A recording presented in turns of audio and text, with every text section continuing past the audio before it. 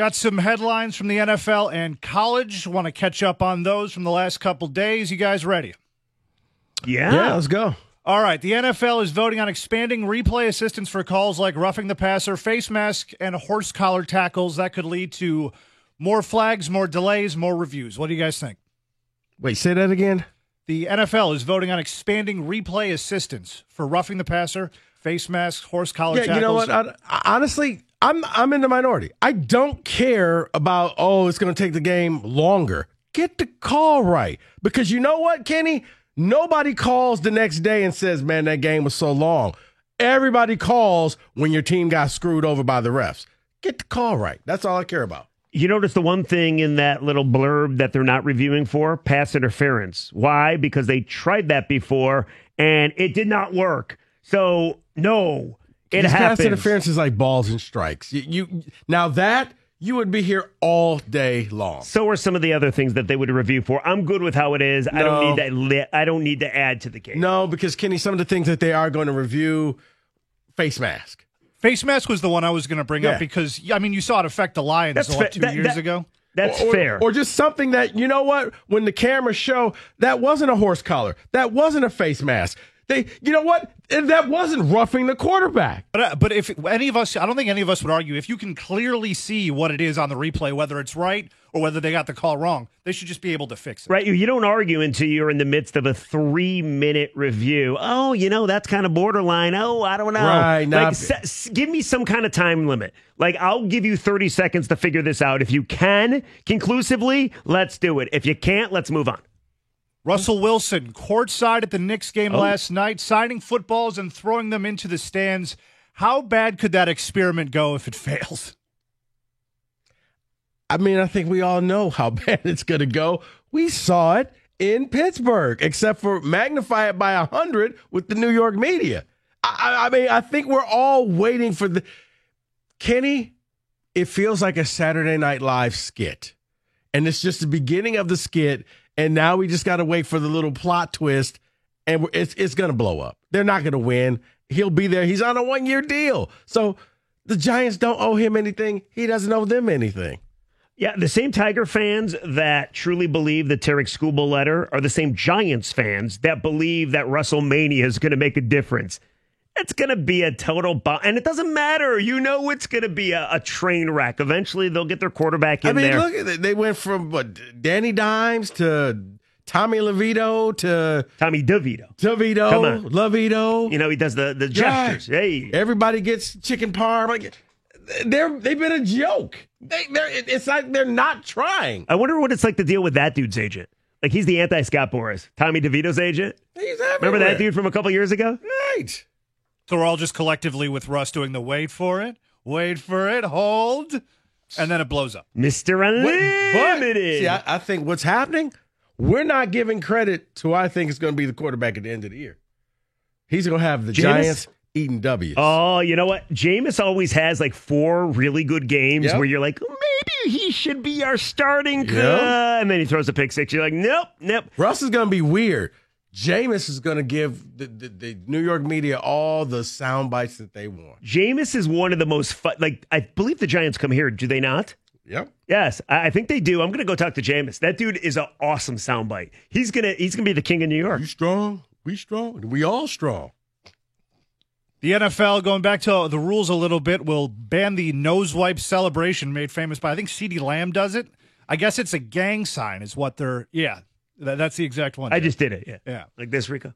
Well, I know Or is that they're claiming it was a violent gesture, and I guess the more I looked into it, I guess it's a gang sign of some sort. I don't know that to be true or not. But well, I know you can't do anything gun-related.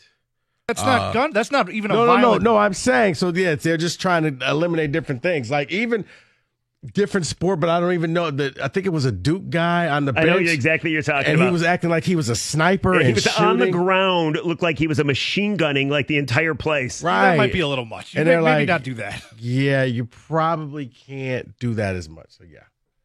All right.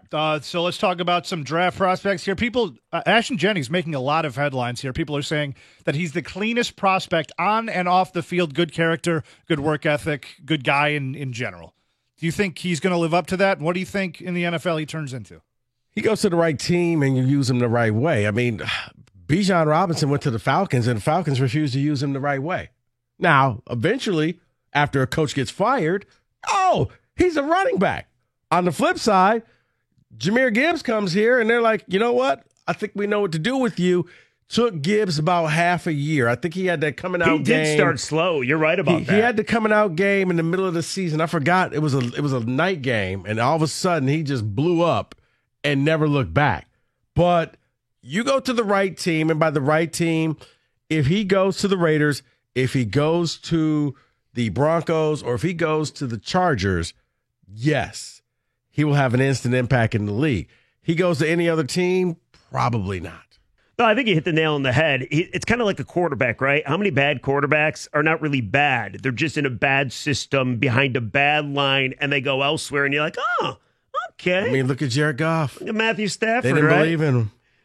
Oh, yeah, you're right about him. Yeah, I think the same thing with Gentry. Like, obviously, Mayfield, yeah. Wherever he goes, eventually, right system. Right? You want to keep going? Yeah, go. Okay. And on the opposite side of that coin, I'll just move on to Luther Burden III. He's been reported as a diva, quote from Todd McShay. Do you buy that? And is it the same story with him? Landing spot matters. Look, I don't know what it is about wide receivers. I mean, he was supposedly the top wide receiver coming out of Missouri. He's now fallen to like the number 2 receiver. Receivers all think that they should get the ball at all times. So if he's a little bit of a diva, I would consider that problematic. But it's like the beauty of Detroit. You don't have diva receivers. You just got guys who care about each other, and they don't care. If you have a great game and I don't, we won, great. You got other guys who are all about themselves, the Steph Diggs of the world. Every Pittsburgh Steeler wide receiver for the last 15 years. If he's already that problematic, probably going to cost him, Kenny. He's got talent, but you're going to have to put him in a receiver room with, from day one, that top dog receiver is going to be like, we don't do that here. Like, if he came to Detroit, I got a feeling Amon-Ra would just walk in there immediately and be like, and just shut him down. Does he have a good RAS score? Because if he does, the Lions would definitely be interested. He does. He does. Now, is any other position in football called divas? It's strictly for receivers, is it not? Corners. Are corners called divas too? Corners. Yes. I mean, they get their own islands. I do believe receivers, their makeup, they led to kind of being called divas. Receivers are like the peacock position, Rigger, because think about this. The only position that they're not touching the ball at all. You are totally reliant upon somebody else getting you the ball. So you have to jump up and down. You have to make noise in order for them to see you. A running back, you hand it off, he does his own thing. A receiver, he's out there. If a quarterback decides not to throw you the ball but throw to somebody else, what are you going to do? Some of the greatest receivers in football have been divas. Not a deal breaker for me. And the last one here, I'll end it with something I want to direct towards Rico first. Brock Purdy and the Niners are in active negotiations in a long-term deal, somewhere between 50 and 55 mil. Rico, your thoughts?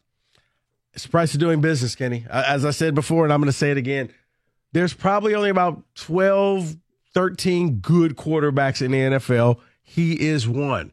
In order to lock that guy up, you have to pay him. The longer you wait, the more it's going to cost. You try to, if you franchise him this year and try to sign him next year, now we're talking about he's going to be making 60 to 63 million a year. Lock it up. Go ahead. Pay him.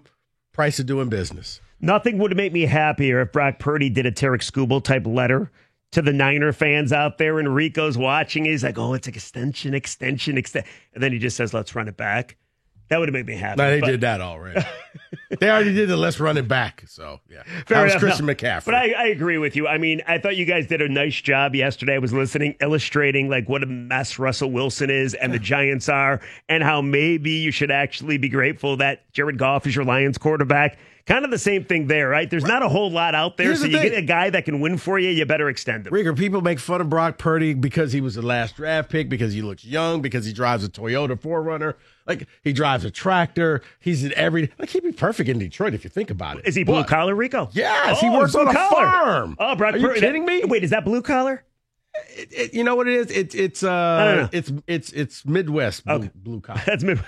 If you got to get up at 6 a.m., that's blue collar. I got you. So that's a fun. But So the morning show's blue collar. yes. Okay. But the thing is, he wins. He has playoff success. I mean, he would have probably gone to, had his arm not fallen off in the Philly game in the NFC Championship game, would have gone to multiple Super Bowls. That's fair. He wins games. I don't care how he looks. He just wins.